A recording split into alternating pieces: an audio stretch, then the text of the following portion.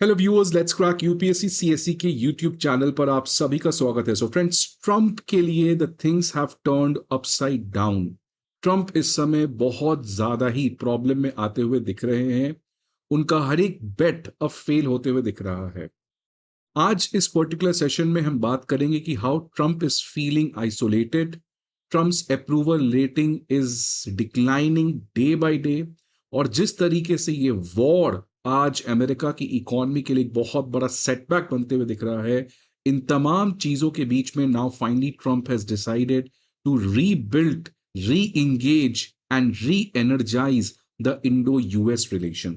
सबसे पहले फ्रेंड्स, आप देख सकते हैं कि अब यूएस जो है वो टैरिफ रिफंड सिस्टम को स्टार्ट करने जा रहा है। आपको पता है कि अमेरिका के द्वारा रेसिप्रोकल टैरिफ्स लगाए गए थे। उन रेसिप्रोकल टैरिफ्स को supreme court of United states ने इलीगल कहा। जो international emergency economic power act के अंदर ट्रंप ने लगाया था, इसको supreme court of United states ने कहा कि ये इलीगल है, ये अनकॉन्स्टिट्यूशनल है।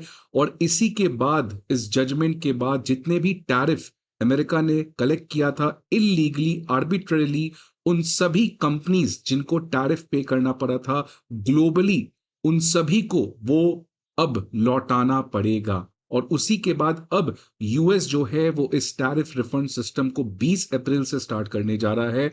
लगभग 57,000 इंपोर्टर्स जिन्होंने अमेरिका को गुड्स एक्सपोर्ट किया था और उसके बदला उनको टैरिफ पे करना पड़ा था, उन इंपोर्टर्स को अब ये टैरिफ जो है वो लौटा दिया जाएगा।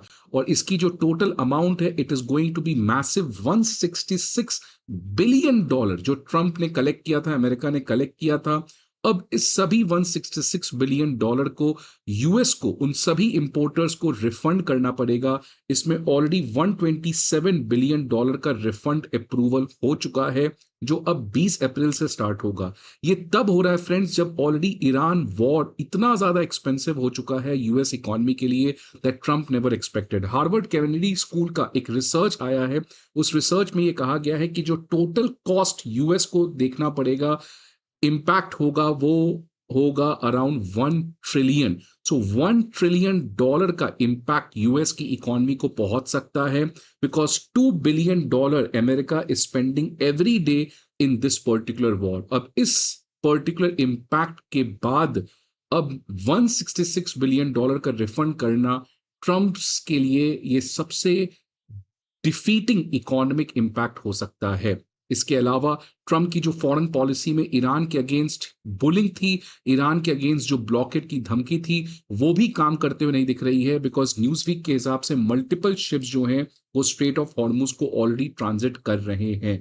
ये सभी चीजों की वजह से ट्रंप का जो अप्रूवल रेटिंग है वो दिन पर दिन डिक्लाइन कर रहा है। द इकोनॉमिस्ट के द्वारा 15 अप्रैल को पब्लिश किया गया, ये बताता है कि 450 days into Donald Trump's term, उनका जो अप्रूवल है वो बहुत तेज रेट से डिक्लाइन कर रहा है।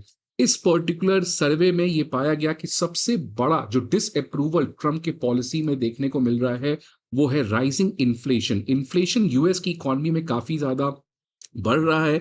In fact last year reciprocal tariff की वजह से इन्फ्लेशन ऑलरेडी बढ़ रहा था, और अब इस वॉर की वजह से इन्फ्लेशन हैव स्काई रॉकेटेड, और इसीलिए ट्रंप के लिए बहुत बड़ा यहां पर एक सेटबैक दिखते हुए नजर आ रहा है। सिमिलरली जॉब्स एंड इकोनॉमी में भी आप देख सकते हैं disapproval is more than approval. यहां पे बताया जा रहा है कितने लोग इस सर्वे में ट्रंप की फॉरेन पॉलिसी या ट्रंप की इकोनॉमिक पॉलिसी को अप्रूव किए थे, और यहां पे डिसअप्रूवल रेटिंग की बात किया जा रहा है। और आप देख सकते हैं कि नेट बेसिस पे disapproval is more than approval, खासकर जो इकोनॉमिक पैरामीटर्स हैं। फॉरेन पॉलिसी में तो कोई भी अप्रूव नहीं कर रहे हैं ट्रंप की फॉरेन पॉलिसी को। इफेक्टिवली टोटल डिसअप्रूवल यहां पर भी देखने को मिल रहा है। ये सभी चीजें तब हो रही है जब ट्रंप की चाइना फैंटेसी खत्म हो रही है, because this was the person who was going in May to meet Xi Jinping in China. और देखिए चाइना ने किस तरीके से यूएस को ही वार्न किया कि अगर इस नेवल ब्लॉकेट की वजह से चाइनीज शिप या चाइना ईरान के रिलेशन को कुछ इफेक्ट पहुंचता है, then China is ready to fight against America.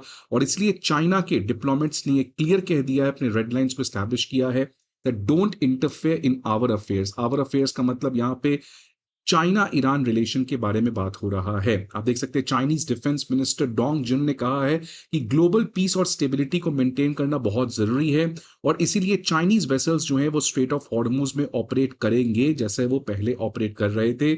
और हमारा ईरान के साथ जो इकोनॉमिक टाइज है उसमें किसी की भी तरीके का interference China is not going to handle. और साथ ही साथ ग्लोबल स्टेज पर भी चाइना जो है वो अपने ग्लोबल सिक्योरिटी पार्टनरशिप के अंदर यूएई, स्पेन और रशिया के डेलीगेट्स को होस्ट करके China has proved a message that amidst this entire chaos, amidst this entire unilateralism, China is there to provide that global stability। और ये ट्रम्प के लिए हर तरीके का अनएक्सपेक्टेड आउटकम यहां पे दिखते नजर आ रहा है। इन सभी के बीच में अब फाइनली अमेरिका जो है वो इंडिया के साथ एक पॉजिटिव रिलेशन बनाने का वापस से प्रयास कर रहा है। देख सकते हैं कॉमर्स सेक्रेटरी राजेश अग्रवाल का जस्ट आज कुछ देर पहले ये खबर आ रहा है कि इंडिया यूएस का ट्रेड टॉक जो काफी समय से बंद पड़ा था अब इसको रिज्यूम होगा। वॉशिंगटन का कॉल आया है।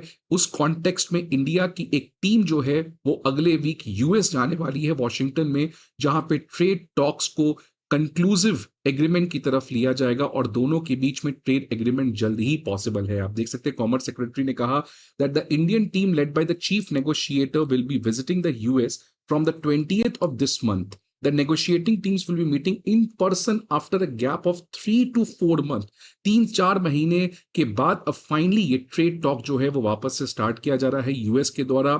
यूएस और इंडिया जल्द ही आने वाले समय में नेक्स्ट स्टेप्स लेंगे ऑनगोइंग इंगेजमेंट का, बिकॉज ऑलरेडी ट्रंप ने इंडिया के ऊपर टैरिफ तो हटा दिया है लेकिन अभी भी जो बायलैटरल ट्रेड एग्रीमेंट होना है ये कंक्लूसिव तरीके से नहीं हो पाया है। ये बताता है इंडिया का एफटीए पुश 2026 में यूके जिसके साथ हमने लास्ट ईयर एफटीए किया था मई 2026 में ये एफटीए लागू कर दिया जाएगा। साथ ही साथ ओमान, न्यूजीलैंड इन सभी के साथ जो हमने एफटीए किया है ये अब जल्द ही एक तरीके से एक्शन में आएगा जिसकी वजह से इंडिया के एक्सपोर्टर्स के लिए काफी बड़ी पॉजिटिव खबर है।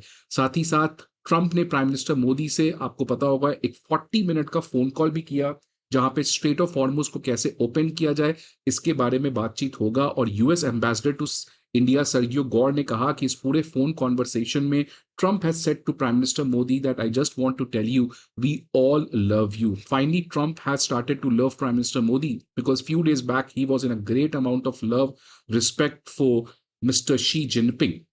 एक और खबर आपको पता ही है कि विक्रम मिस्री जो इंडिया के फॉरेन सेक्रेटरी हैं वो भी वॉशिंगटन गए थे लास्ट वीक, मार्को रूबियो से मिले और अब उसमें भी एक पॉजिटिव डेवलपमेंट आया था कि क्वाड फॉरेन मिनिस्टर मीटिंग जो है वो सेकेंड हाफ ऑफ मई में होगा जहां पर Marco Rubio finally India visit करेंगे और प्रोबेबली यहां पर बातचीत होगा कि इस साल इंडिया जो है वो क्वाड समिट को होस्ट कर सकता है जिसकी वजह से US president might finally come to India.